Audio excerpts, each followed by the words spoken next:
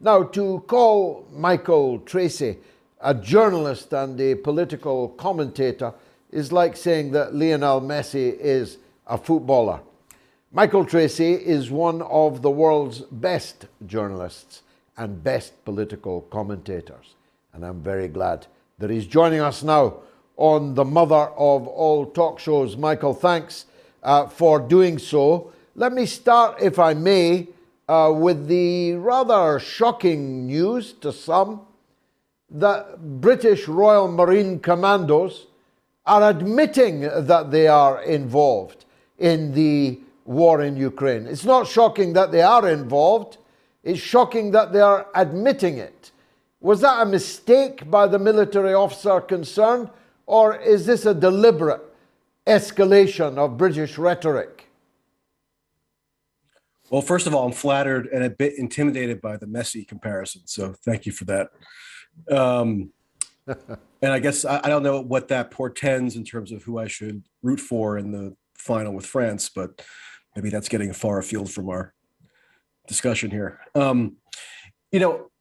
One thing that was amazing to me is I happened to be in London myself when the Times first reported in April that there was a UK Special Forces deployment inside physically Ukraine. And I was so struck that it barely seemed to cause a ripple in the British media. Now, I have many qualms with American media, and we could spend hours going through them in great detail. But I do think if it were reported by one of the premier newspapers in the United States that there was a boots on the ground U.S. military presence inside Ukraine, in contradiction of what had been assured to the public by Biden, where he repeatedly assured Americans and voters that that would not be the case. There would be no boots on the ground deployment. If such news were reported in one of the main papers of the country, that would have caused a bit of a stir, I would think. But the reaction wasn't even muted in the UK as far as I could ascertain. It was basically non-existent. And so we've been left to read the tea leaves since April, every now and then for one outlet or another, typically just the Times, to deign to give us a brief update on the status of these apparent UK Special Forces operating inside Ukraine. And there was one just yesterday where finally this leading commander in I think he's called a commando, is that right? I might have the ranking. Yes, commandos, yes. Right.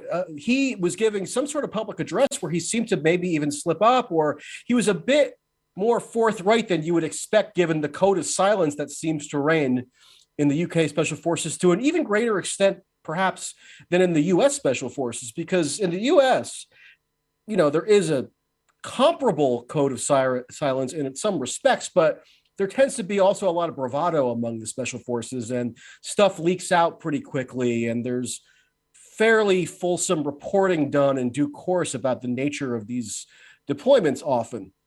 It only took maybe a couple of weeks or even a matter of months at most for it to be leaked out who shot the final bullet at Osama bin Laden during that raid in 2011, right, in Pakistan, when, as far as I can recall, the territorial integrity of Pakistan was not respected when that raid was carried out by the United States.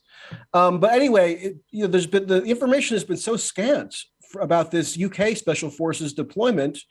You'd almost think the most of the British media just doesn't have any interest, or if they do, they're not evincing it. So, but it is significant because who's to say what sort of scenario this could lead to in theory, right? If there is a Special Forces deployment involved in what they call discrete operations inside Ukraine, obviously the UK is a NATO country.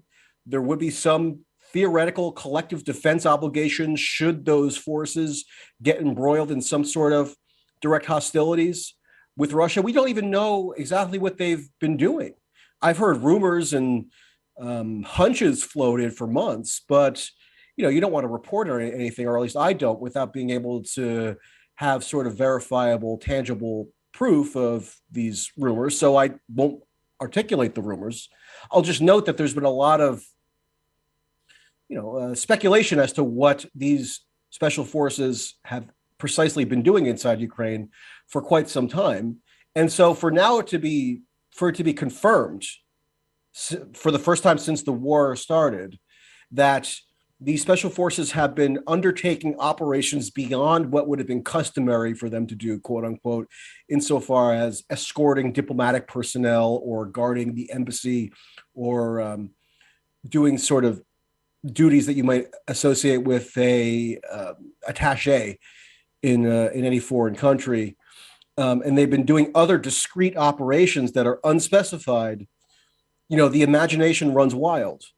And it's not difficult to foresee how that could lead to something much more extreme than we've yet experienced. Well, quite, and we'll turn to what those could be. But we don't have a constitution, as you know. That's not necessarily the handicap, it seems, because, hey, you've got a constitution in the United States and it hasn't stopped all kinds of egregious crimes against the people and the world. But we don't have a constitution. But insofar as we have custom and practice, it ought to have been brought to Parliament. As both Tony Blair in the Iraq War case I cited earlier, and David Cameron on the Syrian war, it ought to have been brought to Parliament, at least to Parliament's notice. Now, you see, the fish rots from the head, Michael. One of the reasons there's nothing in the media is because there's nothing in Parliament.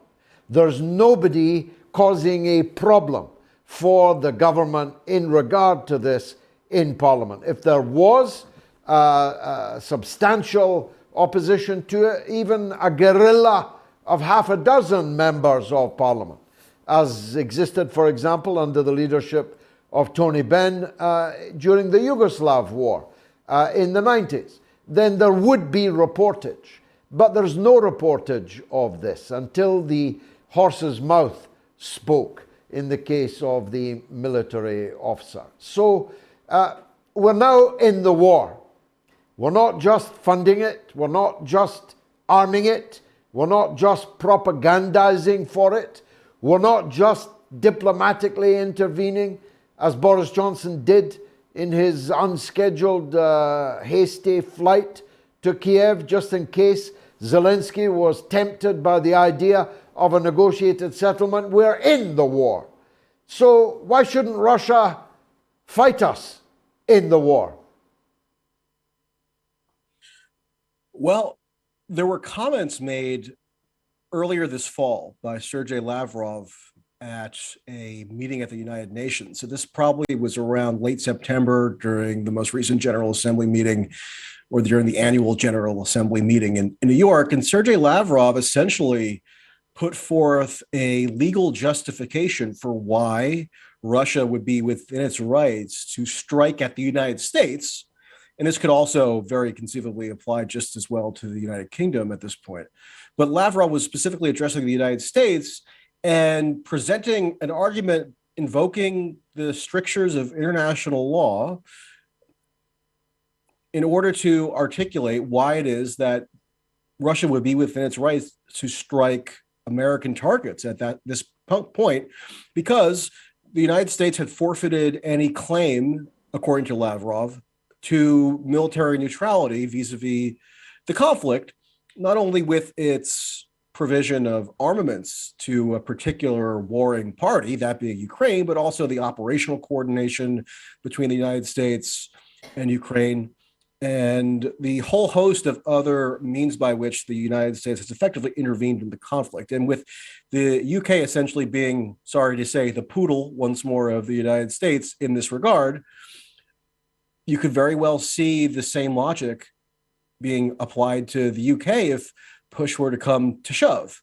And that's just something that's been so glossed over the course of this entire war, in part due to, I think you're right, the total abdication of not just the parliament in the UK, but also the Congress in the United States to exert any oversight of any real significance over the nature of their respective government's conduct in the war, such that these scenarios, like the one that was explicitly forewarned by Lavrov, are barely even contemplated as worth taking into account with respect to how policy is getting formulated in the US and the UK. It's funny that you talk about, when you mention Parliament essentially ignoring the issue, it brings to mind a not so noble memory on my part, or an ignoble memory on the part of a particular Labour MP that I talked to when I covered this protest that was one of the more amazing protests I've ever witnessed in London, in Westminster in April, where it was ostensibly this pro-labor march, meaning organized labor, trade unions. They were presenting themselves as having organized this Ukraine solidarity march. And it was just a pro-war march. They actually walked past the Ministry of Defense and were beckoning the Ministry of Defense personnel to come out on the streets and join their march. Now, I don't recall any ostensibly labor-oriented march ever beckoning a Tory defense ministry to come participate in their protest activity. It seems like they're not actually protesting much of anything if that's what their disposition is. And I talked to a Labour MP, sorry, not a particularly memorable person, so his name is escaping me. I can find it in a minute if anybody who's actually interested. Just you can look up my Substack, it's from April. And I was struck because it was a very similar dynamic, but maybe in reverse as to what was going on in the United States at the time. The Labour MP, to the extent that he had any criticism then of the incumbent Conservative Party administration, at that time, Boris Johnson, his only criticism was that he hadn't gone far enough in arming Ukraine or being bellicose enough against Russia. That was his big criticism of UK policy at that point. It was like a mirror image, a funhouse mirror of basically what the prevailing criticism of Republicans had been for quite some time toward the Biden administration earlier in the war. People think now that the main strain of critique in the Republican Party in the US is this MAGA isolationism, where they're secretly pro-Russia or they're skeptical of Ukraine aid. Yeah, there is a faction of that tendency, although I think it's very much exaggerated in terms of its significance. But for the thrust of the war, the criticism coming out of the Republican Party toward the Biden administration was the same as the Labor critique of the Conservative Party, in that they were criticizing and denouncing Biden for even appeasing Putin for not being bellicose enough in sending, for example, MiG jets to Ukraine. Remember, Biden vetoed ostensibly that plan that Poland had proffered at one point in April or May, or not sending, long or not enough range missiles, or just essentially not being as proactive as they would have liked in waging a thoroughgoing war effort on Ukraine's behalf. And this is a perverse dynamic that you see transatlantically, such that it almost doesn't even occur to many people in the media or many people in power that there's any dissension at all on this issue. Yeah. I remember your writing on that demonstration very clearly. It was extremely powerful. Further illustrating how the terms left and right, because actually most of the people on that demonstration, including the trade union banners that were there, were carried by one class or other of Trotskyite, either former Trotskyite or current serving Trotskyite. So if that's left, I sure ain't left.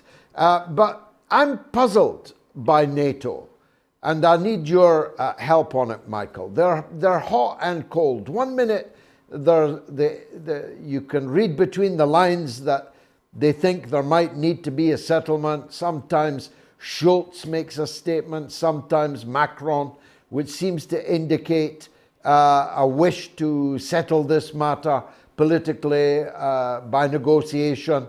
And then the next minute, Blinken is more or less, having initially denied it, more or less admitting that the US gave the green light to Ukrainian drone attacks on Russian nuclear military bases. Imagine the story that would have been in any other decade since the Second World War. And then Biden, first of all, not sending the MiGs, but now is going to announce apparently sending the Patriots, which is a major escalation in the conflict, of course, because if you're going to put Patriots around the infrastructural targets that Russia is systematically demolishing, then Russia will have to up the firepower of the weaponry it's using against those targets. And then we're in to an entirely new and ultimately potentially fatal ballpark.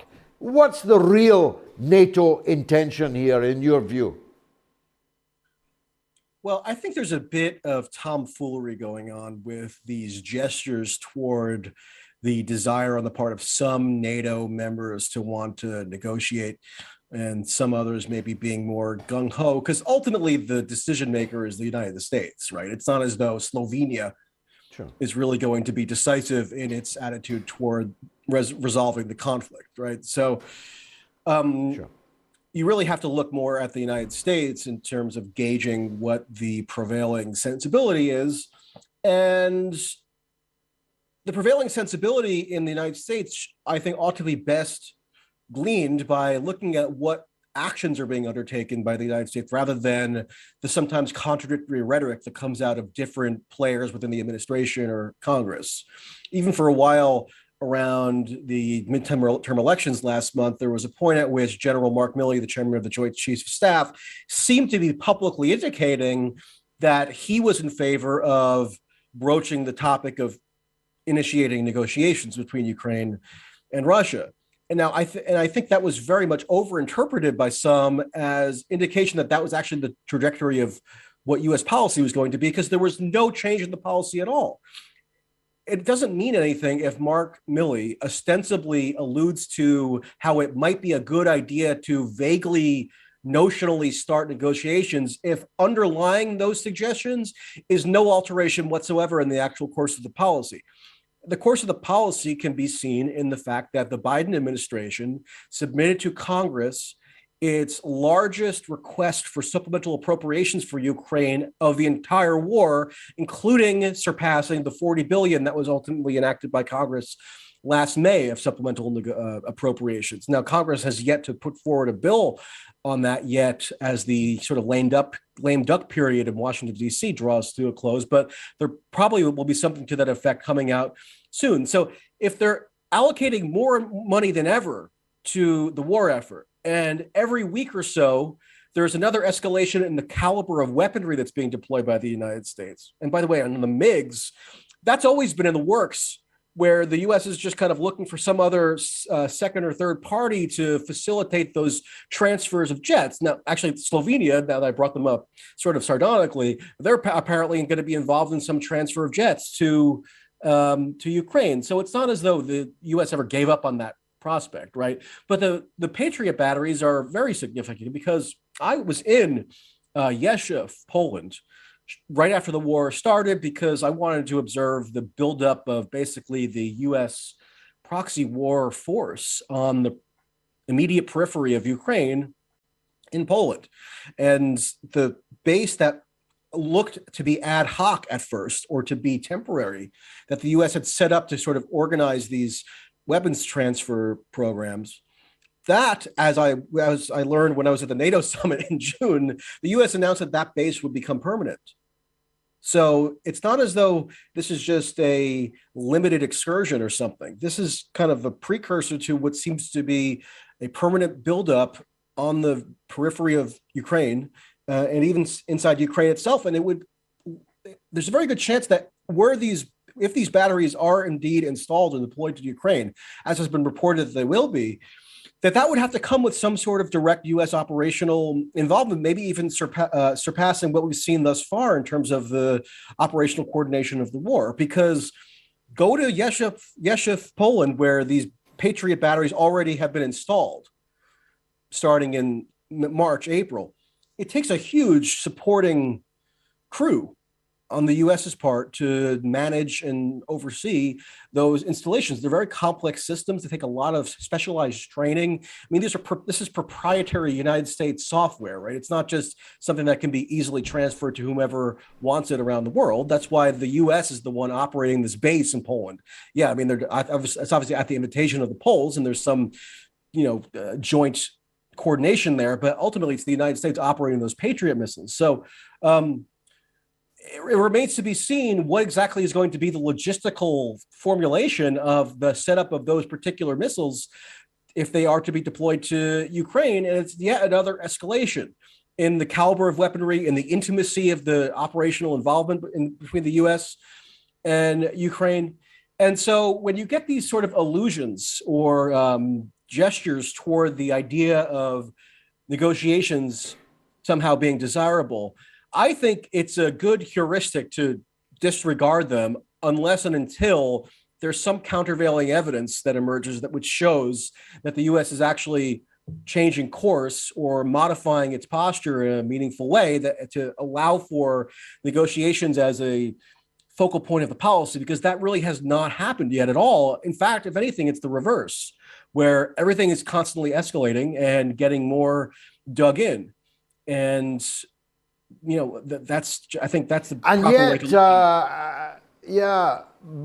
and yet on the ground, in the battlefield, things are going now very badly for the Ukrainians. Right-wing newspapers here, pro-war newspapers here, the Telegraph, the Times are reporting that in Bakhmut, the order from Zelensky to stand and fight may have been a grave error. The level of Ukrainian casualties there, and that's since von der Leyen's admission that 100,000 dead soldiers had already been laid in the ground in Ukraine. Well, there's probably another 10,000 dead on that particular front right now. And many say, including people who know a lot about these things, that number of 100,000 is itself a considerable underestimation. So Russia's war of attrition will presumably grind on through the rest of this bitter winter. So how does it actually change things on the ground, Michael? Well, it's difficult to say. I've made a habit of declining to get into too much speculation about the ins and outs or the granular details of what's happening on the ground tactically, because I simply am not in a position to verify through the fog of war much of what's reported on either quote side, right? So it's almost not worth pretending as though I have some sort of authoritative insight onto those particular questions. I can mostly talk with some authority, I guess, in terms of U.S. policy, right? Because that actually is the decisive factor here. Ultimately, the U.S. has all these slogans and cliches that Biden and others always mouth, where they're saying, look, our policy is that only Ukraine can decide its own fate, or they say nothing about Ukraine without Ukraine, as though it's Ukraine's solemn agency that must always be respected and honored, and everyone else just has to kind of lay in wait until they make a decision as to what they want to do, as though it's not the United States singularly providing the very basis for the war effort. I mean, if the U.S. were to withdraw its support right now, what do you think would happen? It seems like that probably would not redound to the benefit of Ukraine, right? So when I look, for example, at what's going on with this NDAA in Washington, right, that's going to be approved presumably by the Senate within a matter of a week or two, they're launching the Pentagon into what they call emergency procurement status, meaning that the Pentagon, for all intents and purposes, is now entering a wartime posture in terms of its distribution of contracts to these defense behemoths like Lockheed Martin, Raytheon, General Dynamics, and so forth, so that no bid contracts can now be made for services related to Ukraine, and also by extension related to Taiwan potentially. Because what they're trying to do is rapidly accelerate the defense sector's mobilization into a full-fledged wartime production posture. And so that's forward looking on the part of the Pentagon and the part of Congress, because they want it so that in 6 months or even a year, the United States has built up its capacity to continue furnishing Ukraine with all these armaments and even go well beyond what have already been supplied. And there's always these reports now about how, to the extent that the U.S. has been limited at all in what it's willing to furnish Ukraine in terms of different weapon systems or munitions or what have you, it's only because the U.S. wants to retain its own capacity to potentially wage a direct war with Russia. So we're at a very precarious time here, where I almost like to try to remind people, transport yourself back to about a year ago or 2 years ago. If you had been told that the U.S. would have given the green light for one of its client states to launch aerial bombardment attacks 300 miles inside Russia on the outskirts of Moscow on Russia's strategic nuclear fleet, or on a base that houses part of Russia's strategic nuclear forces, that would have sounded mind-boggling, right? Would have been almost inconceivable. It would have sounded like a bad Tom Clancy novel that got lost in the bargain bin somewhere. But that's the reality now, and everyone's gotten inured to it. The policymakers are just they're putting their foot to the gas in going down this road with no seeming desire to hit the brakes. And what's most dispositive, I think, in terms of looking at what the upcoming trajectory is, rather than sort of speculating about whether the attritional warfare on Russia's part will be successful, or if Ukraine is suffering setbacks or what have you, look at what the prime mover is doing. That's the United States. They are rapidly accelerating their industrial capacity of the defense sector to provide limitless support to its client, that being Ukraine, and also take into account this separate potential Pacific theater in Taiwan with Iran, against China. So they're preparing for global warfare on a scale that's virtually unprecedented since the end of World War II.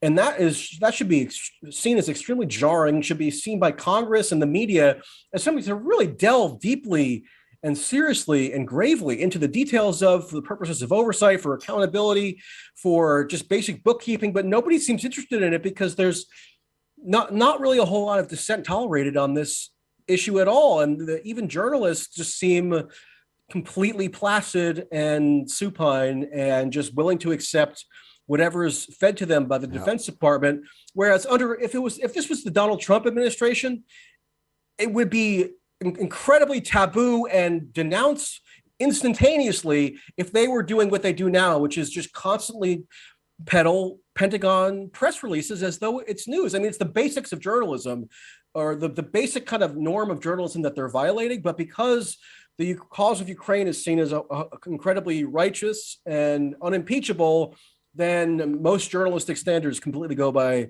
the wayside, and it's leading us down a path of destruction. The eve of destruction. Michael Tracey, thanks very much indeed for joining us on the mother of all talk shows. I could talk to you all night, but alas, the show has just half an hour to go and I need to get in your calls, which are banking up.